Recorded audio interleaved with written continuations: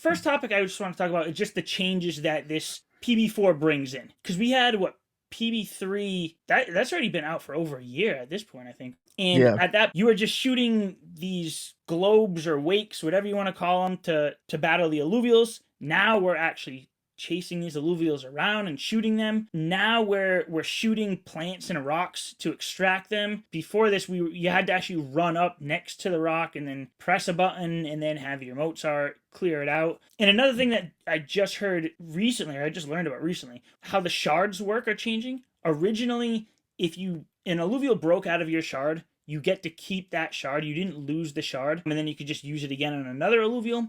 But now, when the shard breaks, it's gone. And I think to balance that out, they're making shards easier to get in the overworld. But yeah, if you get that tier 5 shard and throw it at a ramfire and miss, or not miss, but don't capture the ramfire, then you're going to lose that shard. But when it comes to the changes, are there any other changes that you're seeing, and did these changes improve the game so far?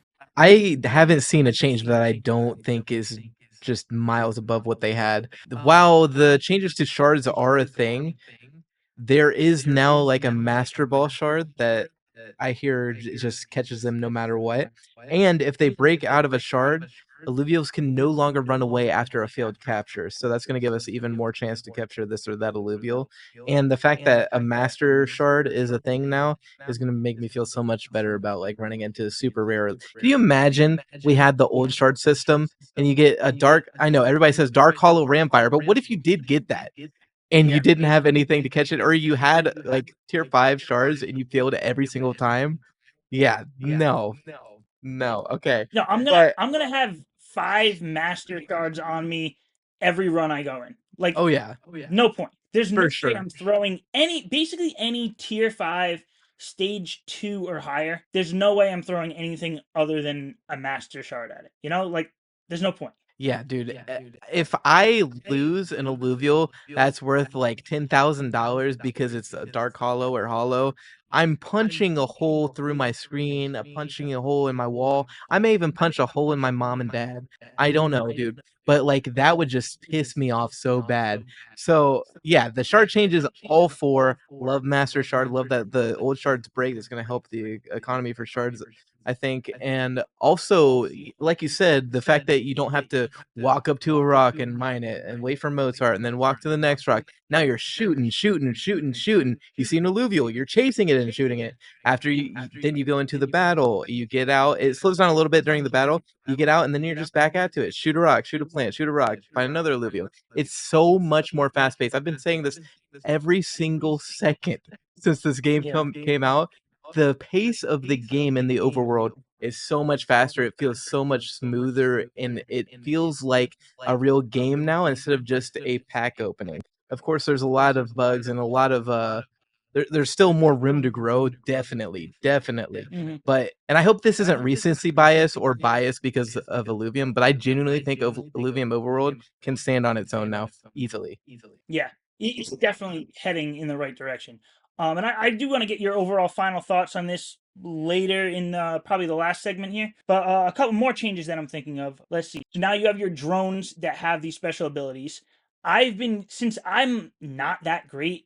I use a controller first of all, not the mouse. I'm still not that great at aiming and shooting. So I've been using the drone that helps you get these alluvials, whatever you call it. You press, I don't know, I have it to the controller. You press a button and then your drone comes in and starts shooting a little bit more.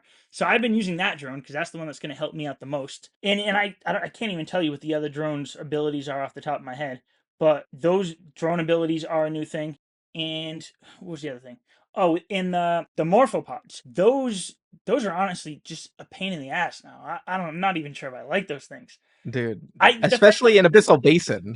Yeah, You're in like the fact corridors and they just follow you fast and yeah, it like stacks. So it's like like super annoying.